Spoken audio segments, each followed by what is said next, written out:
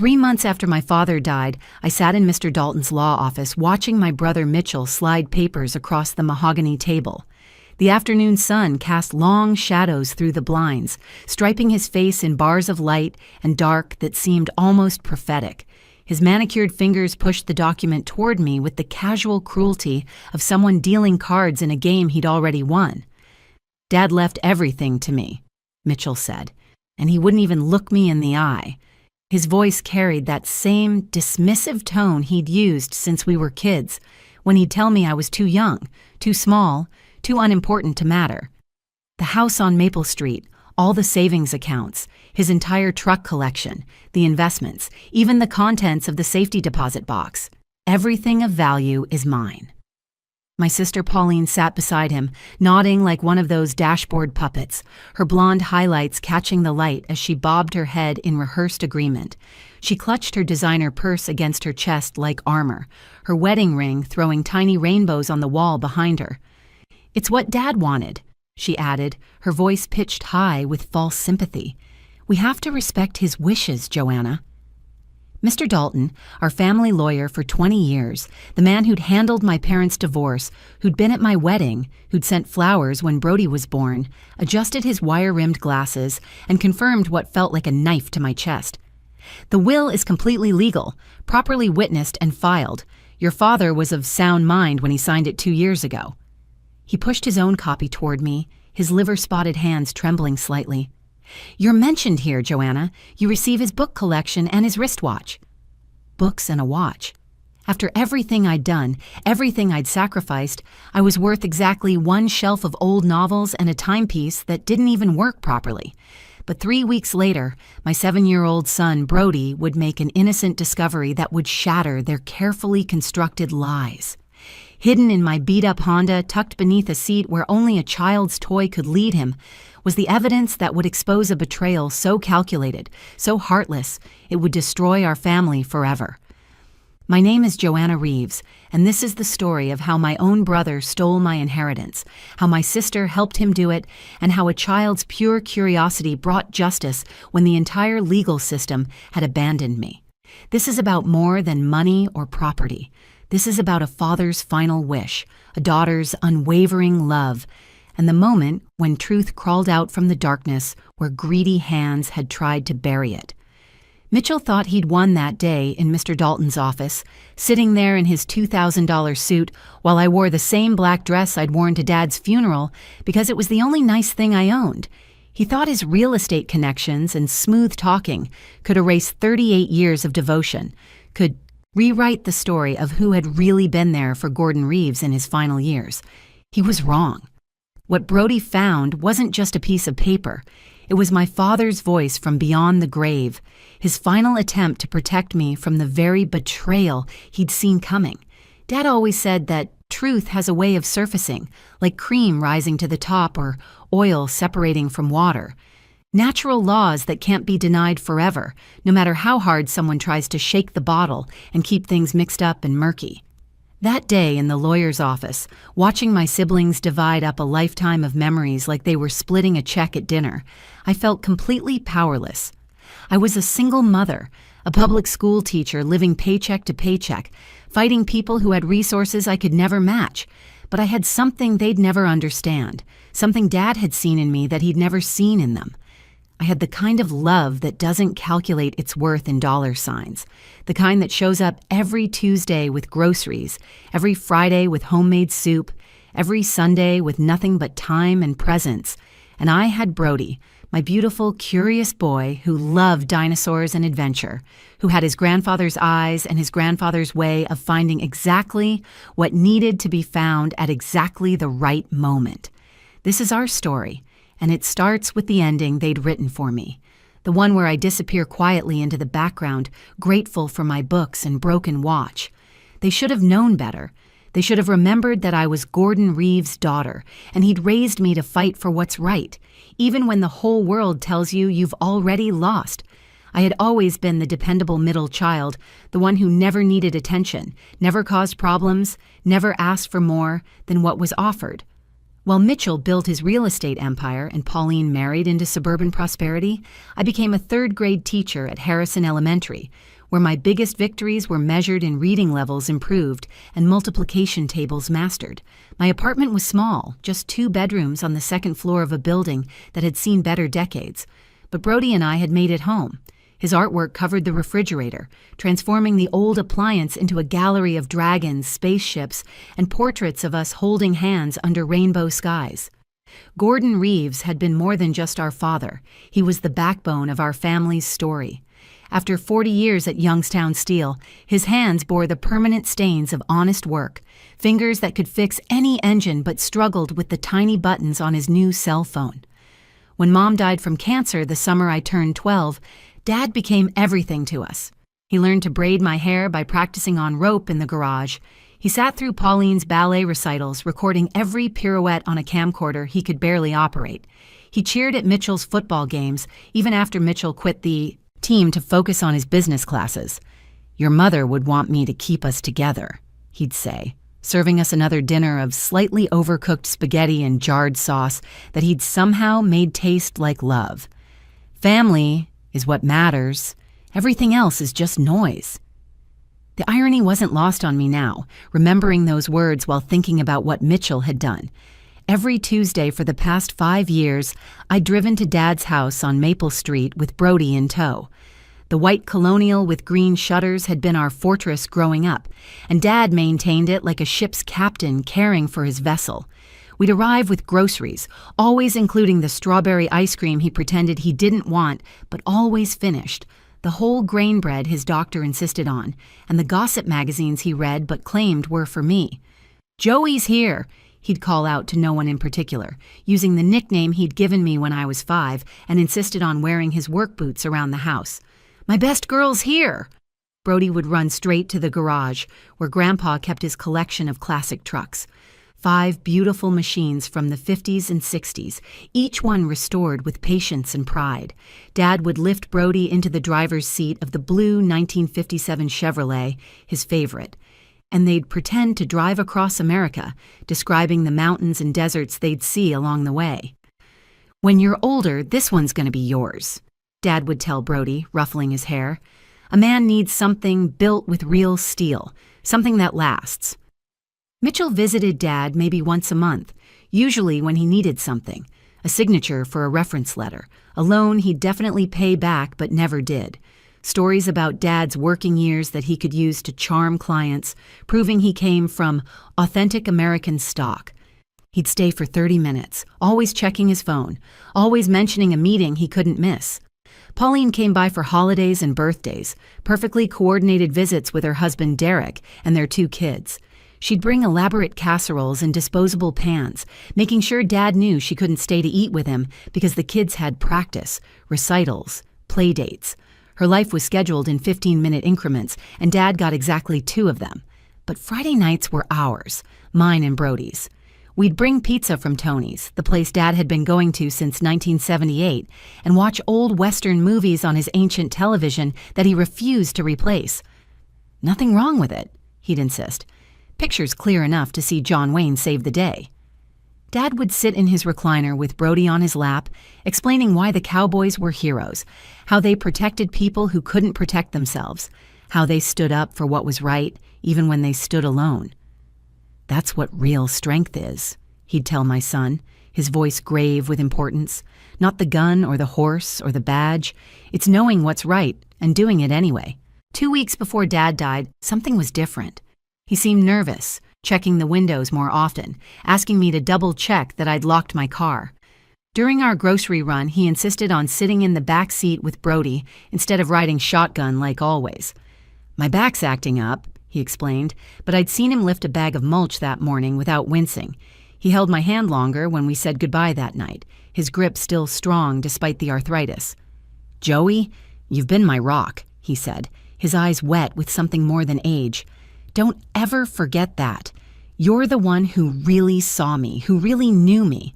The others, they love me, sure, but you're the one who showed up. That matters more than you know." I thought it was just Dad getting sentimental, the way people do when they feel time running short. I had no idea he was trying to tell me something bigger, trying to warn me about what was coming. Looking back now, I wonder if he knew Mitchell had been circling like a vulture, if he sensed the danger but couldn't quite name it. The call came 3 days later at 5:47 a.m. Mitchell's voice, oddly composed. "Dad's gone, Joanna, passed in his sleep. I'm handling everything." The nightmare began at the funeral. Mitchell had taken charge of every detail before I'd even processed that Dad was gone. By the time I arrived at the house that morning, still in my pajamas with Brody clinging to my hand, Mitchell was already there in a press suit, directing movers who were covering furniture with sheets. "Just protecting Dad's things," he said when I asked what was happening. "We need to preserve the estate's value." The locksmith arrived while I was standing in Dad's kitchen, holding his coffee mug, the one with "World's Greatest Grandpa" painted in Brody's kindergarten handwriting. "What's he doing here?" I asked Mitchell, who was sorting through Dad's mail like he owned the place. "Security upgrade," Mitchell replied without looking up. "Can't be too careful. I'll make sure you get a copy of the new key." I never got that key. The funeral felt like Mitchell's business presentation. He delivered a eulogy that sounded like a LinkedIn profile, talking about Dad's work ethic and fiscal responsibility, never mentioning the bedtime stories or the Saturday morning pancakes or the way Dad cried every time he watched It's a Wonderful Life. Pauline spoke about family traditions, reading from index cards Mitchell had apparently approved. When I stood to share my memories, Mitchell actually tapped his watch and whispered, "We're running over schedule." 3 weeks later came the meeting that shattered my world. Mr. Dalton's office smelled like old leather and disappointment. The walls were covered with certificates and photos of him with local dignitaries, all watching as my life fell apart. Mitchell sat at the table like he was closing a real estate deal, a folder of documents spread before him with colored tabs marking different sections. "According to this will, dated 2 years ago," Mr. Dalton began, his voice carrying the weight of legal finality, "Gordon left the bulk of his estate to Mitchell. The house, valued at approximately $400,000, the savings accounts totaling $320,000, and the vehicle collection assessed at $90,000. My stomach dropped through the floor. "That's impossible. Dad would never do that." "There's a provision for Pauline," Dalton continued as if I hadn't spoken, "a $20,000 education trust for her children, and Joanna, you're designated to receive your father's personal library and his Timex wristwatch." The watch that hasn't worked since 1987? I couldn't breathe properly. Dad had $800,000 in assets and I get a broken watch? Mitchell finally looked at me, his expression crafted with false sympathy. "Dad made his decisions based on capability, Joanna. You're a single mother living paycheck to paycheck. What would you even do with that kind of money? Dad wanted his legacy protected, invested properly, used to build something meaningful." "Meaningful?" My voice cracked. "I spent $5,000 of my savings on Dad's medications when his insurance wouldn't cover the new prescription. I drove him to every doctor's appointment for 3 years. I was there every single Tuesday and Friday, Mitchell. Where were you?" "Running a business," Mitchell shot back. "Creating value. Not everyone can live in the past, playing house with Dad like you're still 12 years old." Pauline shifted uncomfortably in her chair, her fingers twisting her pearl necklace. "Joanna, this is hard for all of us, but Mitchell says Dad was thinking about the family's future. You have to understand, your situation, being divorced and struggling financially, Dad probably thought Mitchell could better manage things. My situation was taking care of our father while you two were too busy to show up." Mr. Dalton cleared his throat. "The will is properly executed, witnessed by 2 employees at Mitchell's office. Unless you have evidence of a more recent will or can prove undue influence or mental incapacity, this document stands." Witnessed by Mitchell's employees? I stood up so fast my chair scraped against the floor. How is that not a conflict of interest? "They're neutral parties with no stake in the estate," Dalton replied. "It's perfectly legal." I spent the next 2 months drowning in impossibility. Every lawyer I consulted wanted a $5,000 retainer just to review the case. "Without concrete evidence of fraud or a more recent will," one attorney told me bluntly, "you're looking at a costly battle with maybe a 10% chance of success. Your brother filed everything properly. The paper trail is clean." Mitchell had already started his victory lap. He sold Dad's 1959 Ford pickup to a collector for $30,000, posting photos on Facebook of the bittersweet moment of letting go of family history. He hired contractors to renovate Dad's house, gutting the kitchen where Dad had taught us to cook, tearing out the garden Mom had planted the year before she died. "He's erasing us," I told Suzanne one night over coffee, while Brody played with his dinosaurs in the living room. "He's erasing every trace of who we really were as a family." "What about Dad's safety deposit box?" Suzanne suggested. "Maybe there's something there?" I laughed bitterly. Mitchell cleared it out the day after Dad died, said it only contained some old bonds and Mom's jewelry, which he's safeguarding for the family. Extended family chose sides without choosing sides. At my cousin's birthday party, my aunt pulled me aside and said, "Honey, you need to accept that your father made his choice. Mitchell's always been the successful one. It makes sense." Even my uncle, who'd borrowed money from Dad twice and never paid it back, shrugged and said, "That's how these things go. The rich get richer." The isolation was suffocating. Pauline called weekly with her rehearsed concern. "You need to think about Brody," she'd say. "This anger isn't healthy. Mitchell's offered to set up a college fund for him if you just accept things and move forward. With Dad's money, that should have been mine anyway? You're being irrational, Joanna. This is why Dad made the choice he made." I started working double shifts, tutoring kids after school for extra cash. Brody needed dental work that insurance only partially covered. The car needed new tires. The rent was going up. Every expense felt like drowning in inches, and all the while Mitchell was posting pictures of his renovations, transforming Dad's simple, perfect home into something that looked like a magazine spread. 3 months after the funeral, I had reached the edge of surrender. The alarm clock at 5:30 a.m. had become my enemy, dragging me into another day of pretending everything was fine in front of 28 third graders while my world crumbled. I'd started applying for weekend jobs at Target, the grocery store, anywhere that would take a tired teacher who needed extra shifts. The exhaustion was bone deep, the kind that sleep couldn't fix because it lived in my soul, not my body. That Saturday morning was unseasonably warm for March, and Brody had been bouncing off the walls since sunrise. "Mommy, can I play in your car while you clean? I promise I'll be careful. I want to play Dinosaur Expedition." "Sure, sweetie," I said, handing him his basket of plastic dinosaurs. "Just don't mess with the radio settings and don't unbuckle your booster seat." I watched him race outside in his Superman pajamas, his hair still sticking up from sleep. The apartment needed deep cleaning, the kind I'd been postponing for weeks. I started with the kitchen, scrubbing grease from behind the stove, trying to lose myself in the simple satisfaction of making something clean. 20 minutes later, Brody burst through the door like he'd discovered gold, his face flushed with excitement. "Mommy, Mommy, I found treasure, real actual treasure." He was waving a manila envelope over his head, dusty and slightly yellowed. "What is that, baby?" I asked, peeling off my rubber gloves. My T-Rex fell under the seat way in the back, behind where you never look, and when I was trying to reach him, I found this. It was stuck under there with some old French fries and a hair tie. "Look, it has your name in big letters." The envelope felt strange in my hands, familiar yet foreign. My name was written across it in Dad's distinctive handwriting, the way he made his J's with an extra flourish. My heart started hammering before my brain caught up with what I was seeing. Inside was a thick document, professionally bound with a cover page that made me sink to my knees right there on the kitchen floor. Last Will and Testament of Gordon James Reeves, dated 3 days before his death. "Mommy, are you okay? Why are you crying?" Brody climbed into my lap, his small hands patting my face. I read through tears, each word a revelation. The will left the house to me specifically with a detailed explanation.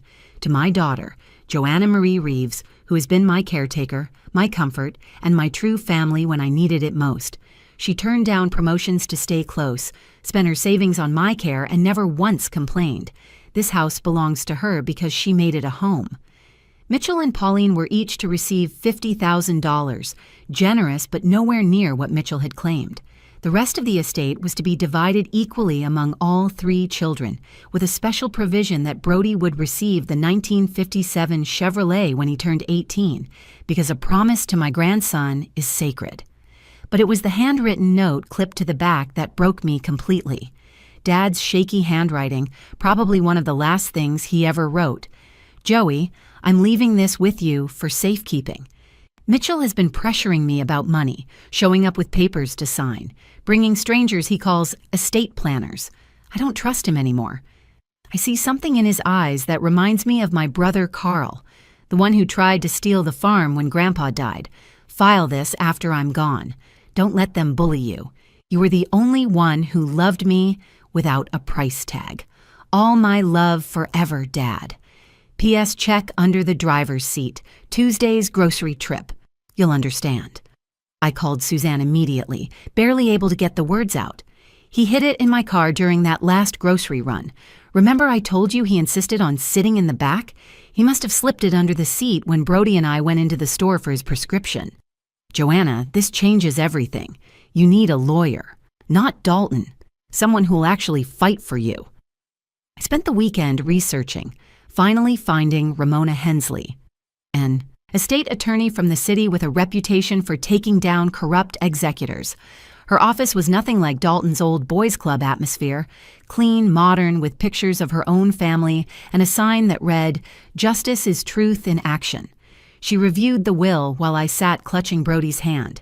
This is dated after the filed will, properly witnessed by 2 nurses at Riverside Medical Center. See here? Nurse Patricia Gomez and Nurse Daniel Kim. I know them both. They're beyond reproach. She looked up at me over her reading glasses. "Your brother never filed this will. In fact, he actively concealed it. That's criminal fraud. Can you prove it?" "Oh, honey." She smiled like a shark scenting blood. "I'm going to do more than prove it. We're going to expose everything. First, I need you to write down every detail you remember about your father's last days, every interaction with Mitchell, every strange thing that happened." We spent 4 hours building a timeline. Ms. Hensley subpoenaed everything: phone records, bank statements, security footage from neighbors, even the hardware store records showing when Mitchell bought the new locks. She found that Mitchell had accessed Dad's house at 6:15 a.m. the morning Dad died, a full hour before he called anyone. The neighbor's Ring doorbell showed him carrying out 3 boxes, loading them into his BMW. "We're not just fighting for your inheritance," Ms. Hensley explained, her fingers flying across her keyboard. "We're building a case for fraud, breach of fiduciary duty, and elder financial abuse. Your brother didn't just steal from you, he stole from a dying man who trusted him." She pulled up Mitchell's social media where he'd been foolish enough to brag. Posts about big changes coming dated 2 weeks before Dad's death. A photo of him at a marina, captioning it, "Soon to be mine," 3 days after Dad died. "He was spending the money before he even had it," Ms. Hensley noted. "That suggests premeditation." I thought about Dad's last words to me, how he'd held my hand and called me his rock. He'd known. Somehow, he'd known what Mitchell was planning and tried to protect me the only way he could, trusting that truth would find its way to light, even if he had to hide it in the darkest corner of my beat-up Honda. "We're going to get justice for your father," Ms. Hensley promised, "and for you." The courtroom was packed on that Thursday morning in June. Mitchell had arrived in his best suit, the charcoal one he wore to close million-dollar deals, flanked by 2 lawyers from Preston and Associates who charged more per hour than I made in a week. He still carried himself with that unshakable confidence, nodding to people he knew, acting like this was just another business meeting he'd dominate. Pauline sat behind him in the gallery, nervously clutching Derek's hand. She'd avoided my eyes when she walked in, but I caught her staring at Brody, who sat beside me in his only dress shirt, the one we'd bought at Goodwill for his school concert. Suzanne sat on my other side, her presence a steady anchor in the storm that was about to break. Judge Catherine Morrison presided, a woman known for her intolerance of legal manipulation. Miss Hensley had smiled when we learned she'd been assigned. "She grew up poor," she told me. "She knows what family theft looks like." The proceedings began with Mitchell's lawyers arguing that the filed will was valid and binding. "Your Honor, my client followed all proper procedures. The will was filed promptly, witnessed appropriately, and executed according to Georgia state law. This new document appearing months later is suspicious at best, fraudulent at worst." Ms. Hensley rose slowly, commanding the room's attention. Your Honor, we'll prove not only that this newer will is legitimate, but that Mitchell Reeves deliberately concealed it and committed fraud against his father's estate and his siblings. She presented the evidence methodically, building a wall of truth brick by brick. First, the will itself, authenticated by 3 separate handwriting experts. Then, the witnesses, both nurses who testified via video link. Mr. Reeves was completely lucid, Nurse Patricia Gomez stated firmly. He specifically said he needed to update his will because his son Mitchell was pressuring him. He said, "I want to make sure my daughter Joey gets what she deserves. She's the only one who sees me as a father, not a bank account." Nurse Daniel Kim confirmed the story. He asked us to witness it specifically because we had no connection to the family. He said he couldn't trust anyone his son Mitchell might know. But the real explosion came when Ms. Hensley introduced the subpoenaed evidence. Your Honor, I'd like to present text messages between Mitchell Reeves and his sister Pauline, dated the day after their father's death. On the courtroom screen, the messages appeared in damning clarity. Mitchell: "Found another will in Dad's desk. Already handled it. Stick to the story we discussed." Pauline: "Are you sure about this?" Mitchell: "Dad was old and confused. The first will is what he really wanted. This one was probably Joey manipulating him. We're protecting his real wishes." Pauline: "What did you do with it?" Mitchell: "Don't worry about it, it's gone." Pauline's gasp echoed through the courtroom. "He told me Dad had destroyed it himself," she cried out, standing up. "Mitchell, you said Dad tore it up in front of you." Judge Morrison banged her gavel. "Mrs. Crosby, you'll have your chance to speak." Ms. Hensley continued relentlessly. She showed security footage from the neighbor's camera of Mitchell at Dad's house the morning of his death, time-stamped at 6:15 a.m. "Mr. Reeves, you stated in your deposition that you arrived at 7:30 a.m. and immediately called 911. Can you explain this discrepancy?" Mitchell's lawyer objected, but the judge overruled him. "I went to check on him earlier," Mitchell stammered, his confidence cracking. "I was worried." "Yet you didn't call anyone for over an hour? What were you doing, Mr. Reeves?" The footage continued, showing Mitchell carrying out 3 boxes, one clearly labeled, "Important Documents in Dad's Handwriting." "I was securing the estate," Mitchell said, but his voice had lost its authority. Ms. Hensley pulled up Mitchell's bank records. "These show you deposited 2 bonds worth $30,000 total the day after your father's death. Bonds that were supposed to be in the safety deposit box you claimed only contained old jewelry. Those were gifts from Dad given earlier." "Then why?" Ms. Hensley asked, producing another document. "Do we have a receipt from the bank showing you accessed the safety deposit box that same morning before you called anyone about your father's death?" The courtroom was dead silent. Mitchell's lawyers whispered frantically among themselves. Ms. Hensley delivered the final blow. "Your Honor, I'd like to call Pauline Crosby to the stand." Pauline looked terrified as she was sworn in. Under questioning, she crumbled completely. "Mitchell called me the night Dad died," she admitted, tears streaming down her face. "Before he called Joanna, he said Dad had made a mistake with a newer will, that Joanna had manipulated him when he was weak. He said if we didn't protect Dad's legacy, Joanna would waste it all, that Brody would suffer. I believed him because Mitchell always seemed to know better. He's always been the successful one." "Did you know he had physical possession of the newer will?"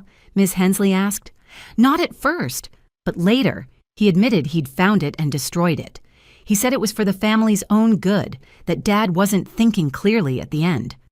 Mitchell jumped to his feet. "She doesn't know what she's saying. Pauline, stop talking." Judge Morrison's voice cut through the chaos like a blade. "Mr. Reeves, sit down or I'll have you removed." When order was restored, Ms. Hensley presented her closing argument. "Your Honor, the evidence is overwhelming. Mitchell Reeves not only concealed a valid will, he destroyed evidence, committed fraud, and stole from his father's estate. He betrayed his father's dying wishes and robbed his sister of her rightful inheritance." Mitchell's lawyers tried to argue procedural issues, technicalities, anything to muddy the waters. But the damage was done. Mitchell himself made one last desperate attempt, taking the stand against his lawyer's advice. "I was protecting my father's legacy," he shouted, all composure gone. Joanna can barely manage her own finances. She lives in a tiny apartment, shops at thrift stores, drives a car that's falling apart. Dad's money would have been gone in 2 years. I'm the one who knows how to build wealth, how to invest, how to make something meaningful from what Dad left." "So you admit you knew about the second will?" Ms. Hensley asked calmly. Silence that followed was deafening. Judge Morrison's ruling was swift and devastating. The newer will was validated as Gordon Reeves's true last testament. Mitchell was ordered to return all assets immediately, plus damages for fraud totaling an additional $100,000. She referred the case to the district attorney for potential criminal prosecution. "Mr. Reeves," the judge said, looking directly at Mitchell, "you've perverted the sacred trust between a father and his children. You stole not just money, but your sister's right to her father's love, made manifest in his final wishes. This court finds your actions reprehensible." As we left the courthouse, Mitchell couldn't even look at me. His lawyers hustled him away, but I heard him mutter to one of them, "I was the successful one. It should have been mine." Pauline approached me tentatively, mascara streaking her cheeks. "Joanna, I'm so sorry. I didn't know about the second will, I swear. When Mitchell told me later, I thought he was protecting us all. Can you ever forgive me?" I looked at my sister, really looked at her for the first time in years. She seemed smaller somehow, diminished by the weight of Mitchell's lies. "We'll see," I said honestly. "Trust isn't rebuilt overnight." 6 months later, I stood in Dad's kitchen, now legally mine, teaching Brody how to make the spaghetti sauce Dad had perfected through years of trial and error. The recipe was written on an index card in Mom's handwriting, splattered with decades of tomato stains, each one a memory of family dinners when we were still whole. Brody stood on the same step stool I'd used as a child, carefully stirring the pot with the wooden spoon Dad had carved himself during his first year at the steel factory. "Grandpa said you have to stir it with love," Brody announced seriously, making figure eights in the bubbling sauce. "He said that's the secret ingredient nobody can buy." We hadn't sold the house. Despite the financial advisors suggesting we could get top dollar in this market, I couldn't imagine another family living within these walls that held our entire history. Instead, Brody and I moved in, bringing new life to rooms that had been silent since Dad's death. His dinosaur collection now lived in the same bedroom where Mitchell had once plotted his business empires, and my teaching supplies filled the den where Dad had watched his westerns. I kept my teaching job at Harrison Elementary. The inheritance was more than enough to live comfortably forever. But those 28 third graders needed me, and I needed them. I needed the normalcy of spelling tests and reading circles, the genuine joy of a child finally understanding fractions, the pure honesty of 8-year-olds who didn't care about money or wills or family betrayal. The inheritance went into careful investments, college funds for Brody, and a scholarship program I established in Dad's name for local kids whose parents worked at the steel factory. Mitchell's empire crumbled faster than anyone expected. Word spread through the business community about what he'd done, and real estate is built on trust. Clients pulled their listings, partners backed out of deals, and within 4 months, he'd closed his office. The last I heard, he'd moved to Arizona, working for someone else's real estate firm, starting over in a place where the Reeves name meant nothing. He sent one email, brief and inadequate. "I'm sorry for everything. I convinced myself I was doing the right thing. I was wrong." I read it to Brody, who was playing with his trucks in the garage. "Do you forgive Uncle Mitchell, Mom?" Forgiveness isn't always about the other person, baby. Sometimes it's about not carrying poison in your own heart. I forgive him so I can be free, but that doesn't mean he gets to be part of our lives. Pauline's journey back was slower, more complicated. She started coming by on Sundays, bringing her kids, but leaving Derek at home. We'd cook Dad's recipes together, and slowly, carefully, we began to rebuild. She'd entered therapy, finally confronting her lifelong pattern of following Mitchell's lead, of believing that his success made him right about everything. "I was so afraid of being poor again," she admitted one afternoon, watching our kids play in the backyard where we'd once built fairy houses from twigs and leaves. "Remember after Mom died, how Dad struggled? Mitchell always said he'd make sure we never went through that again. I thought that meant he knew better than everyone else." "Being poor isn't the worst thing that can happen to a family," I told her. "Being broken is." Mr. Dalton lost his license after the investigation revealed he'd helped Mitchell backdate documents and had received a kickback for his cooperation. His 40-year career ended in disgrace, his office shuttered, his reputation destroyed. Ms. Hensley, meanwhile, became a family friend, joining us for Thanksgiving dinner where she made Brody laugh with stories about judges and justice. "You know what you did was brilliant," she told me privately while we cleared dishes. "Hiding that will in your car. Your father was a smart man." "I don't think he meant to hide it there specifically," I said, remembering Dad's nervous energy that last day. "I think he just knew he needed to get it to me somehow, and that was his only chance. He trusted that somehow it would be found when it needed to be." The trucks remained in the garage, all 5 of them, gleaming testimonies to Dad's patience and skill. True to the will, the 1957 Chevrolet was being held in trust for Brody's 18th birthday. Sometimes I'd find him sitting in the driver's seat, hands on the wheel, talking to the air as if Grandpa was right beside him.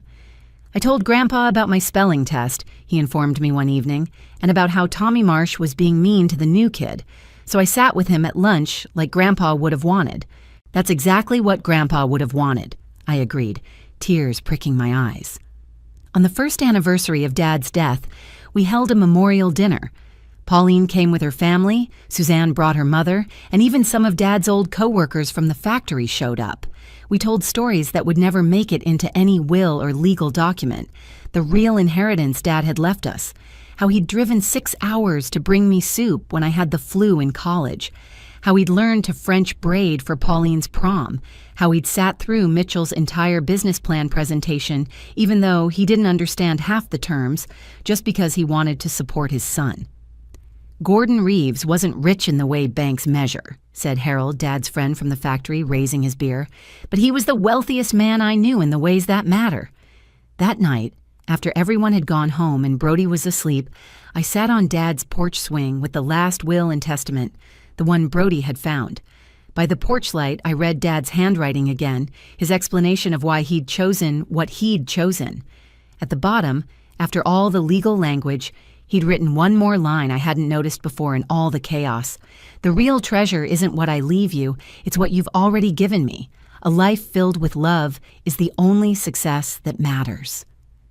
Mitchell had tried to steal money, property, things that could be counted and cataloged, but he'd never understood what Dad's real legacy was. It wasn't in bank accounts or classic trucks or even the house on Maple Street. It was in Brody's determination to stand up for the new kid. It was in Pauline's courage to finally speak truth. It was in my own refusal to let injustice win, even when the whole world seemed stacked against me. Some nights, when I'm cooking in Dad's kitchen or sitting in his chair, I can almost feel him there, nodding his approval. Not because I won the court case or secured the inheritance, but because I fought for what was right, because I didn't let bitterness poison me, because I'm raising Brody to understand that integrity is worth more than any inheritance. The house on Maple Street stands strong, filled with new memories built on the foundation of old ones. Every Tuesday, Brody and I still go grocery shopping, and he always insists on sitting in the back seat on the way home, like Grandpa did that one time. He doesn't know he's honoring the moment his grandfather secured our future. He just knows it feels right. Justice came from the most unexpected place, from a 7-year-old boy playing with dinosaurs, finding treasure in the darkness under a car seat. But maybe that's how truth works. It doesn't always arrive in dramatic confrontations or elaborate revelations. Sometimes it comes in the small hands of a child who still believes in good triumphing over evil, in the pure accident of play that becomes the key to everything. Dad was right about one thing above all. Family is what matters. Everything else is just noise. Mitchell heard the noise and thought it was music, but Brody and we heard the quiet truth underneath. The steady heartbeat of real love that doesn't calculate its worth in dollars and cents. That's the inheritance that can never be stolen, the will that needs no lawyers, the legacy that passes from heart to heart across generations. And in the end, that's the only wealth that matters. If this story touched your heart or reminded you of the importance of standing up for what's right, please take a moment to like this video and share it with someone who needs to hear it. Your support helps these important stories reach more people who might be facing their own family challenges. Don't forget to subscribe to our channel and hit the notification bell so you never miss a story. And I'd love to hear from you in the comments below. Have you ever had to stand up to family members over an inheritance? How did you find the strength to fight for what was right? Share your experiences, because your story might be exactly what someone else needs to hear today. Remember, truth has a way of surfacing, even from the darkest corners, even when all hope seems lost. Thank you for watching, and I'll see you in the next story.